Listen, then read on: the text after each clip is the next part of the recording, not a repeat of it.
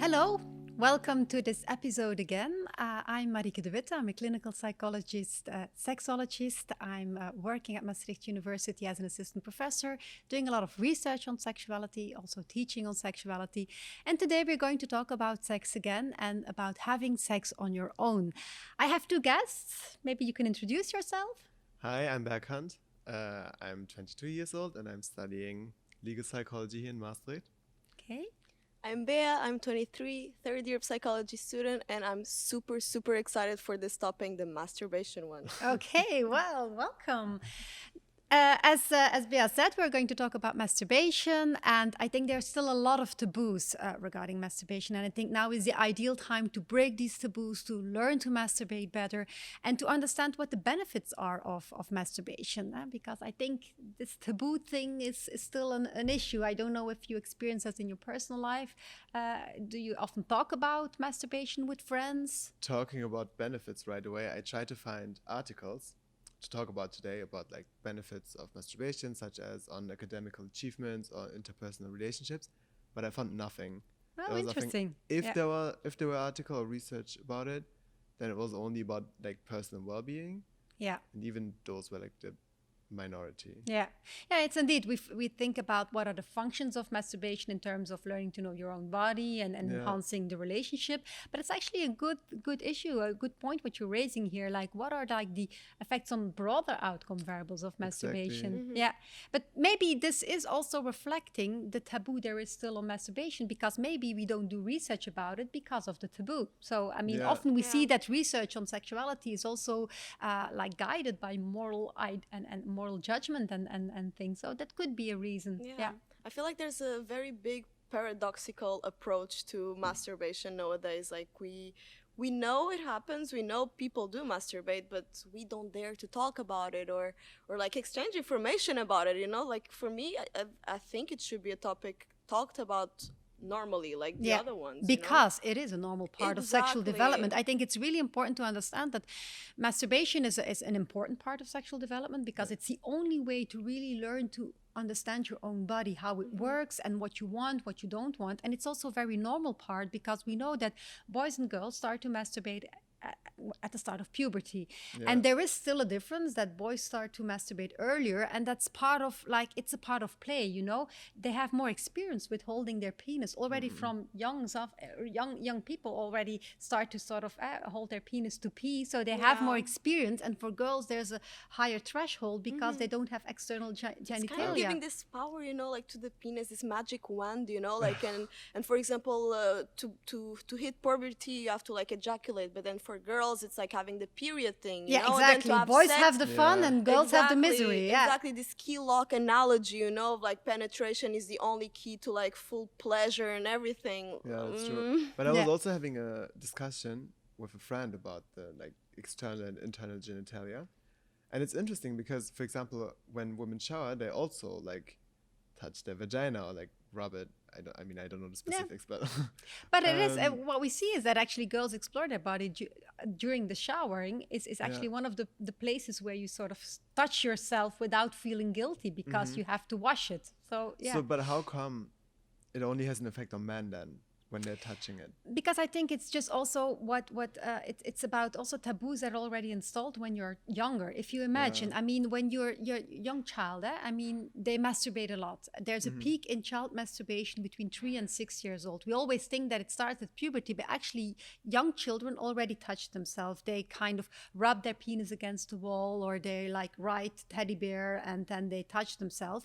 And when parents or other people just see young children touch themselves, they kind of install a rule like, no, they prohibit it. They give negative messages, which actually installs a taboo. And it's good to install social rules in the sense that, okay, it's nice to touch yourself, but don't do it in public, but never prohibit the behavior itself, because you give a very negative message. Because if you think about how we raise our children, often we learn them to give words. They name the things they see in their world. We also give words to their body parts.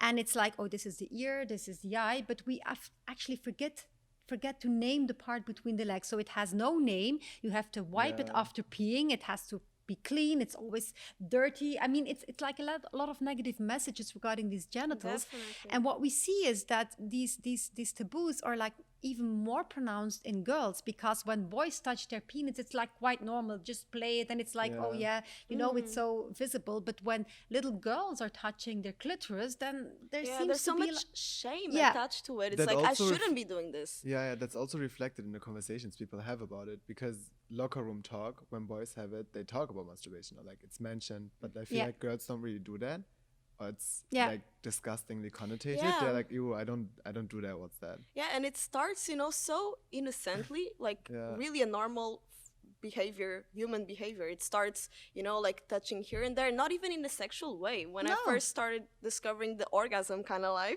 lifestyle, I was very young, and I remember it was this like just rubbing, actually. Yeah, like pillows, but this is also what happens. I mean, when these young children between 3 and 6, I mean, when they are masturbating, it's just child exploratory sexual behavior. And what it is, it's just, it gives you a pleasant feeling, and it's very normal that you repeat what is pleasant. So it has no sexual meaning at all, but we as adults look at it and we give it a sexual meaning, and then we freak out. It's not necessary, because it's just a pleasant feeling. So let them do, don't install these negative messages, and it gets a sexual meaning the moment the hormones kick in at puberty. And then it can sort of, then it becomes more goal oriented, focused towards this orgasm and orgasmic release. But it's indeed, I mean, there are these taboos, and we see that boys talk about it much more. So it's not only about internal and external genitalia, that's why boys touch it more. It's also, there are more taboos. And I feel that women are still learn to inhibit their sexual expression. They still learn to sort of put the pleasure of the partner above their own pleasure, as long as he enjoys it. That's true. And it's being passive during sexuality. We often see that it's more like, okay, give it to me and learn it to me. And that's a big issue. And it's like you say, I mean, it's very normal for boys to talk about masturbation, and they do it, and everybody knows they do it, but it seems that girls don't do it. I don't know how you experience it, and if this still is there, but... Well, definitely, for example, there are certain people I can't talk about those topics. For example, family, like they would never accept, you know, such conversation. But I really try with my friends. For example, I'm extremely open about these talks, you know, sexuality and everything. They are less, but at the same time, I see that they engage in these conversations with me and are always like interested in learning more about it as well. And I just love that. I think like definitely discovering your body at a young age shouldn't be something you should be like ashamed of, you know, like you have to learn to know yourself also to better have boundaries as well. You know, lack of boundaries, we see it every day, like with girls that, as you said, they don't know what they like, and they put their pleasure in the hands of their partner, you know, as if the penis was the only way that they could attain pleasure. But that's what they think. Like most people think penetration is the key. I myself only like learned that really late, that most girls don't even come. Obviously, but that's I mean, that's the biggest issue with orgasm, is that for a girl to reach orgasm, you need stimulation of the clitoris. Only the minority of women will reach orgasm via penetration, and it's just because it's our idea.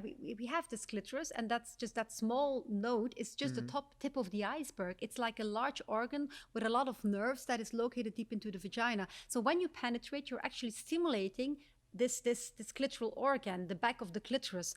And what we know, it's partly genetically determined how much nerves you have. For some women, it's easier to reach orgasm during penetration, and for some, it's more difficult. But in any case, what we know is if you directly stimulate the clitoris, that's the best way to reach orgasm. But when you penetrate, I mean, then you just don't stimulate this clitoris. And so there is no difference between a clitoral and vaginal orgasm, to make it sure, because often we read that in magazines, and then it feels as if the vaginal orgasm is like the top. I mean, that's like the aim, but it's not. I mean, it's always a clitoral orgasm. It's always stimulation of the clitoris. And I mean, you have to see that the clitoris is actually the same as the glans of the penis, because in the, I mean, when you, in the embryonal stage, we see that the floor plan is female. We all start with a little knot, a clitoris, and then under the influence of testosterone, it grows into a penis. So this clitoris is actually a small penis. It also swells during sexual arousal, and it actually has much more nerves than the penis. So you need to stimulate that part to reach orgasm. And the problem is that because heterosexual couples are so much focused on penetration, they forget the clitoris. So, and then it's like, oh, I cannot orgasm. Yeah, because you don't get the right stimulation. Yeah. If you want to orgasm during penetration, fine, but then use your fingers, use a small vibrator, use the fingers of your partner, but make sure that you get the stimulation that you need to reach orgasm. But what I never understood then, just evolutionary speaking, how come it is outside then, if it's supposed to be penetrated? Also with the G point of the man, which is in the anus. Yeah, the thing is that the vagina is actually the birth channel. It's not the lust channel. And that's the thing. I mean, it's a good thing that the vagina has not that much nerves, or it's not that much sensitive, because otherwise, I mean, that would be very painful during birth. So I think that's a little bit the thing, that it's external, because that's the pleasure, and the internal part, we often think, okay, why? But that's just, I mean, that's just for delivery, for birth. I mean, it's not for lust. It's not for sexual it's not like pleasure. This tunnel where, in order to achieve like a sexual intercourse, it has to be penetrated. Like sometimes I feel like experiences are way more romantic and sensual when you're just with someone present there, some kisses, some touchy. Doesn't even have to be penetration, but that creates a very high climax and like a sexy experience. But that's the evolutionary Catholic thing about sex, is about reproduction. And if you think about sex as reproduction, then you only need penetration. Why would you need pleasure? It's just ejaculating into the vagina so that you get fertilized. And I mean, that's the thing. So I think it's really, it comes back to this idea of sexual pleasure, because masturbation is about pleasing yourself. And it feels like that's the biggest issue. I mean, sex is for a long time was not about pleasure, or it was about pleasure of the men, but it was not about pleasure of girls or of women. And female sexual pleasure is still an issue, and that's why I think we still see these taboos regarding masturbation and sexual pleasure in women. And you can also see it in development, because boys and girls, they masturbate at a different rate and at a different timing. I mean, boys start to masturbate at 12 years, and it's part of playing. You know, they pee and they play and they touch their genitals a lot. So eventually it comes down to sort of masturbating. But for girls, it's more difficult. And what we see is that they start to masturbate often after they had sex for the first time. So the problem is that when you're like, let's say 16 years old, then this boy has already 4 years of experience with feeling how his body reacts, feeling what sexual arousal is, what orgasm is. But the girl doesn't know her body yet. So she, again, puts the responsibility for her sexual pleasure in the partner. Like, okay, tell me what I need to do. And that's a big problem. They don't understand their body. And I think that's why masturbation is so important. It's I mean, it's the best way to discover what you need. It's about boundaries, what you said, knowing what you like and what you don't like, which touch you like and which not, and then communicate it to your partner. So it's actually all basically come down to understanding your own body. Definitely. Yeah. And you said something very interesting, like about the genitals, you know, one developing inward and the other one outward, so the penis and vagina. And you know, I was thinking here in my head, as humans, like, we have this tendency to categorize, classify, like, and kind of assign meaning to things that kind of make sense that they have this meaning, if you know what I mean. And with penises and vaginas, I feel like because the penis is out there, it's in the public realm, like we can discuss it normally. Like when you see a hard penis, it's like anyway outside, so it's there, it's not hidden. But then the vagina goes inside, you know, no one sees when a girl is horny, actually. Like no one knows what is happening there, it's just hidden. And I see this analogy that is so interesting, like how I feel like society made sense of our organs and like how we should behave because of how things are biologically determined. Exactly. Somehow. But it's also the names we give it. I don't know. I mean, in Dutch, you clearly hear it. You have the schaamlippen, the labia. We call it schaamlippen. So it's a labia. I mean, that's already the naming, and the schaamhaar. I mean, it's also about shame. It's really about shame labia. So it's the shame part of our body. I mean, why do we give these names? It's not something to be ashamed of. Not at all. I mean, so if we look at the names we give to the female genitals, it's about shame. And then the male genitals are more like the sort of straightforward but naming. Also about what you said, I the same conversation I had, as I mentioned earlier, with my friend.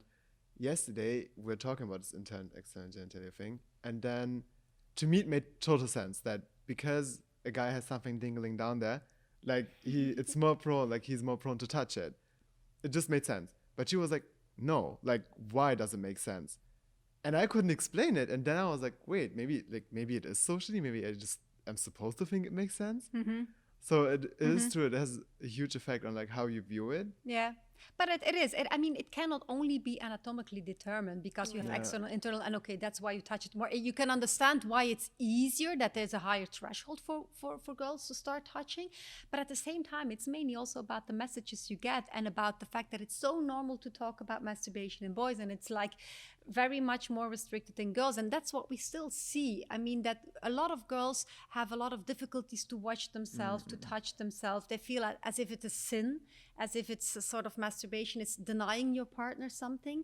And I do see that it's also in boys. I think it's also that masturbation still has some negative connotation, as if it is something that if you masturbate, especially when you're in a relationship, then there's something wrong. Then it's that's a huge problem. I was gonna ask, do you consider that, you know, like masturbating when you're in a relationship would be considered cheating? Because some people say that. Yeah, exactly. It's the same with watching porn, but we will talk about it in another episode.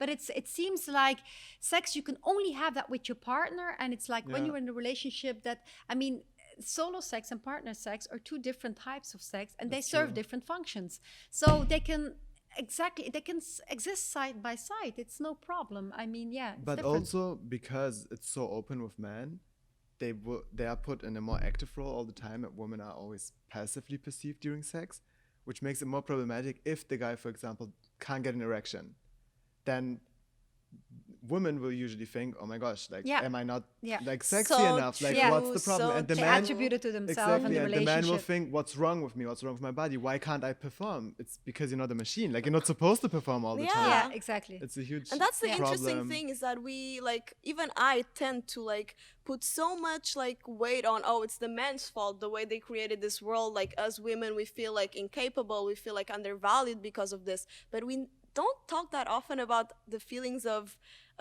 shame and low self-esteem that men experience also in those situations. I saw a shift in like my sexual life, like before when I was younger and doing it with younger people also, like teenage sex kind of years. They didn't really talk about, you know, the feminine pleasure, you know, it was just like penetration, that's it. As I was growing up, experimenting a little bit more here and there, I see that men now, they have this also like uncomfortable feeling when the girl doesn't come, and then they try for hours, of like so long time, you know, like to make you come, and they don't understand that sometimes the whole experience is important. It's not just coming. It's because the orgasm is put in such a focus, as you said earlier. Maybe even the like religious view has an effect. Because the whole point of sex is coming.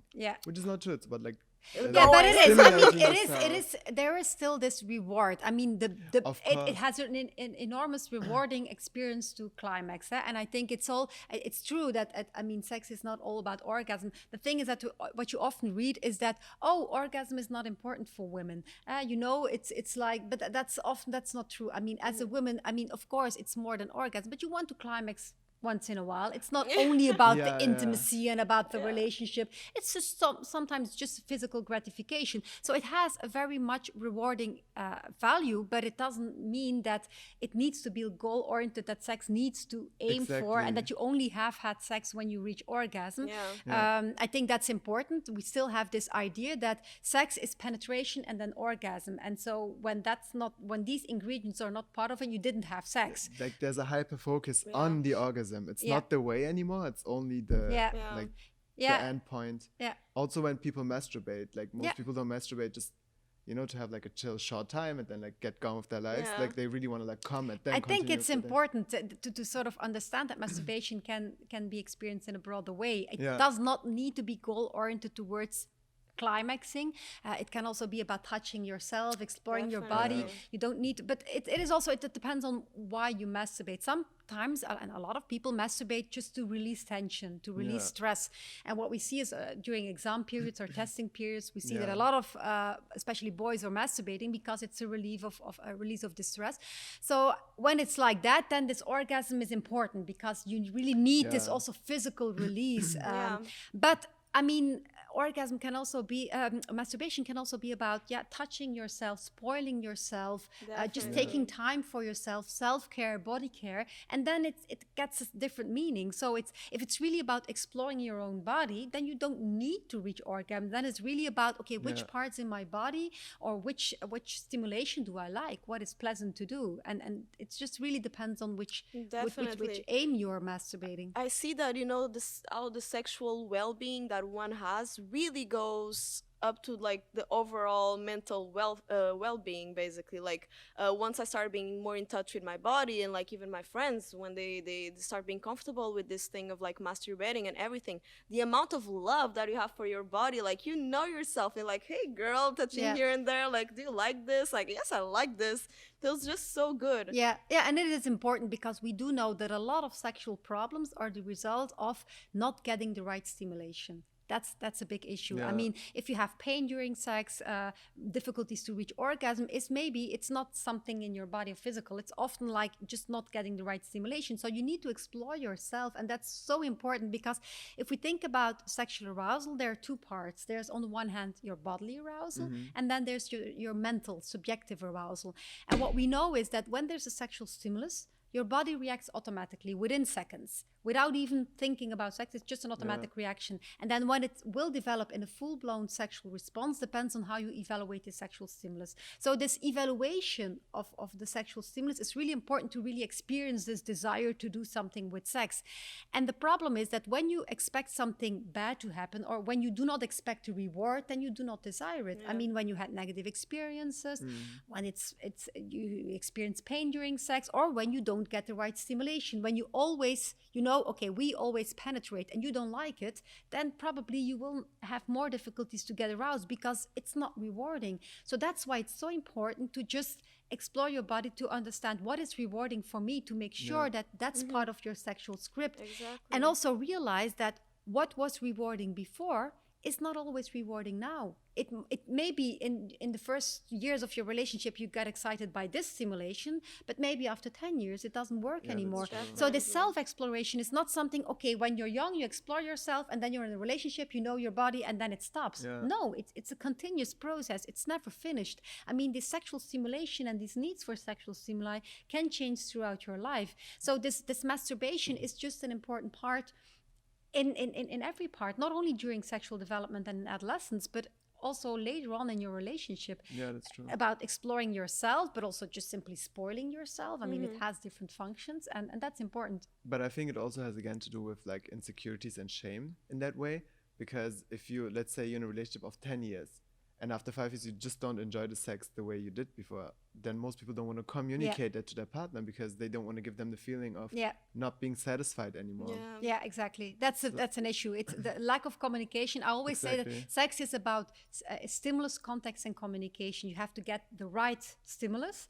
Then you have to communicate it to your partner, and the context needs to be safe and okay, and you feel appreciated by your partner. And these three ingredients are so important. So this part of, okay, exploring your body, knowing what you need, but then communicating it to your partner, that's very important. Because I mean, if your partner is giving you a certain stimulation and you don't like it, I mean, you discovered, hey, I like other parts of my body touched, or I want sort of my clitoris to be touched in a different way, then you need to communicate that to your partner. Because I mean, you know it for yourself, but also your partner needs to know it. And staying silent just makes it that next time you'll probably try the same thing again, thinking that is giving you some pleasure, because like you pretended you were having pleasure in that. Exactly. Yeah, that's the biggest problem. Yeah. You have that in one night stands, like when they do something in the beginning and you don't say something and they keep doing it. Yeah, like, it is.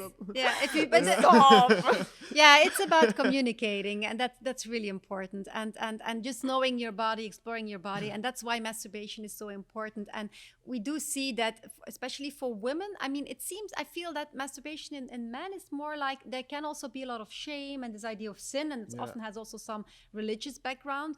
But at the same time, in women, it seems like even stronger. I mean, this shame seems even deeper ingrained in our society. And I think for a lot of girls, it's difficult to touch themselves, and then you can sort of take different steps. And I think sometimes when I meet women who are really, really much reserved and ashamed about their body, that it can just start simply by taking a shower and experience yourself and just touch yourself, wash yourself, not like in 5 minutes, but take the time to slowly touch the different parts and experience, like, hey, when I touch my arm, it feels different than when I touch my neck or when I touch my thigh. It just explore the different parts, different sensations, just that. Or maybe after showering, just take a body lotion and explore your body. I mean, that's the first step. And then it's also about self-love and self-care. I mean, go stand in front of the mirror, watch yourself, and name 5 things that you like about yourself, because we're always so much focused on my nose and this and this and this, and all very critical. But just try to focus on the positive part, because this self-love is important. Do it a few times a week or maybe even daily, just to sort of get to acquainted with your body. Yeah, that is also really important because it raises your trait gratitude. I just read a study about it the other day, that the more trait gratitude you have, hence like the more thankful you are, the less dissatisfied you are with your life. So it's really important to do these kind of exercises to basically like maybe even prevent depression, or like a likelihood of it. I think that also really helps a lot, like a technique that is like I've done and some of my girls have done too. Might sound extreme at first, but it's just like basically spreading your legs in front of a mirror and get to know your vagina, you know, look at it, touch a little bit, try to find that one spot where you have a little bit of pleasure, look inside, you know. We tend to think like our vaginas are weird because maybe the labia are too out there, or maybe they're not at all out there, or our clit which is bigger. Okay, there's no normal vulva. We think like it's so different, but it's so same but different. It is. And I think it's really important what you're saying, just lying on the bed, taking a hand mirror and just watch yourself. So many women don't know how their vulva, they know the pictures on the screen, but they don't know how their own vulva looks like. And it's so important to just watch it and be aware of the labia, that they look differently. And we have a lot of labiaplasty and cosmetic surgery nowadays going on, because people feel insecure about their labia, because often they are like seeing the porno movies and all these pictures which are photoshopped, or they already had this surgery. So I mean, we have this ideal of the prepubescent vulva. It's pink, it's pale, and it's like very strict, and the labia are like squeezed inside. That's not how a normal or vulvas look like. I think that's really important. And I think it's really important to just lie on the bed, watch it, and then touch yourself, and then experiment, sort of touch with touching your clitoris and vulva, and different paces, different tempo, and a little bit faster, slower, harder, softer. Maybe use some glue or use sort of your saliva to make it and maybe use a small vibrator, which is also very much important, because if you use a vibrator, it gives you a maximum stimulation, and it will become easier to reach orgasm. And the moment you learn to recognize these signals of orgasm, it will make it easier to reach orgasm during sex with a partner. Definitely. That's so important what you just said. You need to understand it. And often it's the first time you say, what was it? So you try it again, and then you start to understand your body, understand how it reacts. And that's what you need, because then when you have sex with a partner, you just know these signals. It's like, this stimuli that you notice. Like, I realize that sometimes I see the stimuli that makes me think of like this very pleasurable instance. I hold on to that stimuli, and it's a chain of events, basically. Exactly. Yeah, that's true. Exactly. And that's what you need to recognize. That's what that's why masturbation is so important. It's often, I mean, when you're having sex with your partner, so you're so much focused also on the partner, and then you lose that grip. So you need sort of to have this masturbation, because then you know I only need to be concerned with myself, with my own body, what I experience. Then you can sort of let go, and you understand your body, and then you can sort of apply it during sex with a partner. I think that's very important, just this part of understanding and knowing, because we know from research that women who masturbate, they enjoy sex with a partner more and reach orgasm easier, just because they just know what stimulation they need, and they have more experience with orgasm. That's what I was gonna say. Like, I feel like once someone gives themselves to this masturbatory kind of lifestyle, you know, like being open with that and everything, guys, you don't understand the amount of power that it will bring to your lives. Not about control. It's not you being in control of your life or everything. It's just you being in touch with your persona, you being in touch with your feminine, sexual, masculine power or whatever, and it just feels so empowering. And as it's you said, empowerment. as you said, the sexual relationships afterwards, like they're much better because you're not gonna lie to yourself for like 1 hour. You're there and you're just and you just explore and then you can apply it. So we were talking about orgasm, and as we already said, I mean, masturbation is not only about reaching orgasm. Again, it's also, I mean, there are very much different ways to explore yourself. You can also just explore yourself using your body and also stimulating your mind. It's not only about stimulating your body, but using fantasy, which is also so important. I mean, when you masturbate, I mean, you can watch porn, which is also a trigger of sexual arousal, but you can also just fantasize. And it's kind of the vibrator of your mind, and you don't never have to feel guilty about the content of your fantasies, because you're the director of your own film. It's just a fantasy. You're not acting out on it. And we know that that people are fantasizing about other partners and about having sex in fancy spaces. I mean, that's normal. That's okay. Even during sex with your partner, fantasizing about somebody else is okay. But the question is, where do we draw the line with fantasizing? Like, is it ever considered cheating? Or even like worst cases, for example, I know a case where some man was fantasizing about like eating someone else while having sex. Or like children, fantasizing about children, you know? But then, for example, in that case, he didn't do it, but he noted it down, and the police found the notes, and then he got arrested in the end. Really? Because I don't follow that line of reasoning, because in my mind, I mean, fantasy is fantasy. As long as you don't act But the question is, how do you know they won't act on? Because it's a sexual... that's the issue, like with pedophilia. I mean, you have pedophilic desire, and then you have pedophilic behavior. And I think that's really a difference, because... It breaks my heart, these people, because like most of them actually don't even act on it. Yeah, exactly. It has nothing to do with them being mean or anything, to want and to desire sexual relationships with children. There's like even these two hypotheses, one more related to sadism, the other one more related to just how the brain developed, you know? Like at one point in life, they just didn't develop the way adult brains develop, and so they feel way more attracted and attached to younger people. And exactly, I have so much empathy. It's the object of desire, and I think, of course, we need to screen, and it is important that you look for risk factors, and is there any moral judgment, is there impulsive behavior. There are some red flags when people have these paraphilic desires that you think, okay, should we do something with it? But as long as it is a desire and it's just a fantasy, it's okay. Because I mean, we all know it, that you walk around on a bridge and then you fantasize about throwing somebody off. I mean, that's something you never would act on it. It's just something. It's an intrusive thought. That's some. But how do you know someone will act on it?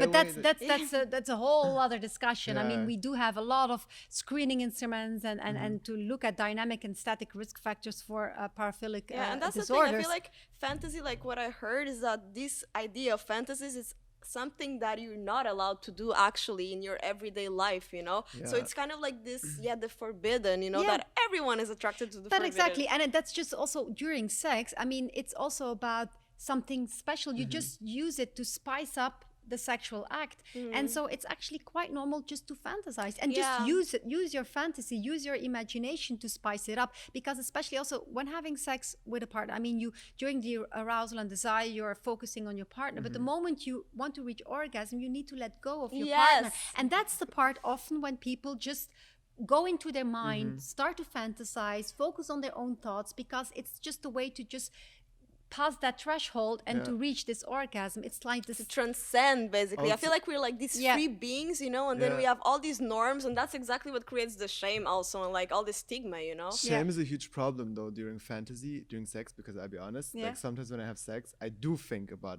like other people or like having sex with other people, and then I start blaming myself, and then it becomes like a chain of shit, like what am I doing? I shouldn't. But that's why I mean, that's why it's so important to just allow yourself to fantasize and do not, because then you're installing a rule and a prohibition and a taboo again. So just, I mean, don't feel guilty and just fantasize and just use it, as I said, as a vibrator of your mind. It's just an extra stimulant. And I think it's really important, because if we think about all these thoughts we have during sex, I mean, also when you are exploring yourself during this masturbation or when having sex with a partner, learn to relax and learn to maintain your attention to what to your senses, what you feel and what you see and what you smell, because it's so important. Don't engage into spectatoring. We call it spectatoring because it's like, hey, what am I doing here? How am I lying here? Yeah. Oh, I have a little bit fat. What will he think of me? So we have all these intrusive thoughts in a meta perspective while we are exploring ourselves or during sex with a partner, which you lose your sexual arousal. So don't get distracted by these thoughts, and just, if they're there, accept them, bring your attention back to your body, and just learn to relax, learn to focus, maintain your attention to yourself. It's so important because we have all these different thoughts and all these taboos on sexuality.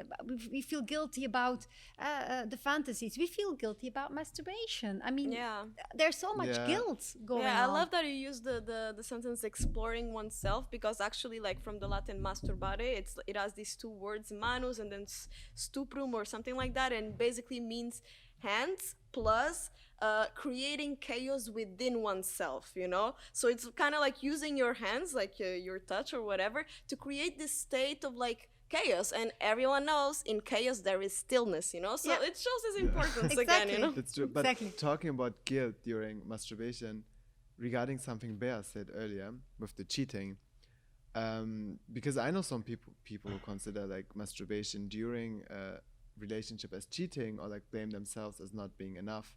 And I think it's a topic we should address too. And like, what do you tell such a person? Because it obviously is normal. Like we all just want to be for ourselves and explore ourselves once in a while. But how do you make it clear to someone? I think what is most important is just to understand that it's two different parts of sex. And that's how I always explain it to people. Don't feel guilty. It's not, I mean, you can use masturbation and solo sex. It's handy because it's a way, I mean, especially nowadays with COVID, when your partner is not around, it's actually very good to masturbate. And then also when your partner has less desire, imagine there's a discrepancy in desire. One partner has more desire than the other one. We have the idea that, okay, the one with the low desire needs to come up to the level of the high desire partner. No, it's finding a compromise. So if you have more desire than your partner, then use masturbation to deal with this discrepancy, or just to supplement your partner sex, because you can use the solo sex to explore yourself, to understand your body better, but you can, and that can help you in partner sex, so it can make the partner sex better. So you can focus just simply in spoiling yourself, pleasing yourself, but it's also a vehicle to sort of make partner sex better. So that's how you should see it. It's just something completely different. It's not that you deny your partner something, that it's a sign that something is going wrong in your relationship, that it's cheating, that it's a sin, whatever. It's just something different. It's a different experience. It's something you do for yourself, but you can also use it in your partner relationship. I think that's the best way to explain it, that it is not cheating. It's just one component of our sexuality, and that's so important. And also, well, what I do think is also very much important, because we are talking now about masturbation and how important it is, and that it can help you to understand yourself and the partner relationship. But to be sure, it's not a must. We should not create new norms, especially also when we are talking about, hey, you can use a vibrator and explore yourself and so on. You don't need to. As long as you want it and you find it's pleasant, it can be handy, it can help yourself. Especially, I think, here in this COVID situation, it's just a good way. And I think this is the ideal period actually to learn to masturbate better. There's less time to invest with a partner, so maybe just use this period to understand your body better, to spoil yourself, because there's so much negative information, so much negative going on. So that's like a pleasant feeling, something you do for yourself. Self-care is so important nowadays. So just use it as a way of self-care, as a way of exploring yourself. And then when finally this lockdown will be over, you can use all the skills you learned when having sex with a partner. No, it's beautiful that you say that, because it's true. Like, everyone goes through this journey or path, like, at their own rhythm, their own ways, and there's no correct way of achieving orgasm. There's no correct way to touch yourself, to love yourself, to do anything. There's no correct way, basically. So do you. And do you. And I think it's important, just if you feel that it's shame and guilt that is blocking you, try to work on that with these different steps, like going in a shower, and just build it step by step, and just try to overcome these guilt feelings. But if it's more than, if it's not guilt, if it's just like, I don't feel like it, Yeah. and it's okay. I mean, it's just, you can try it out, explore it. If it's not something for you, then you just don't do it. But I So think true. it's just a good way to I went through explore. these phases in my life where I thought I'm completely asexual, because for like 2 years I was not interested at all in those things, not even masturbating. Then all of a sudden, like, super interested. So yeah, it's always changing. Yeah, like our exactly, life goes exactly. through phases like that. Yeah, it's that there's no normal when Yeah. it comes to sexuality. I mean,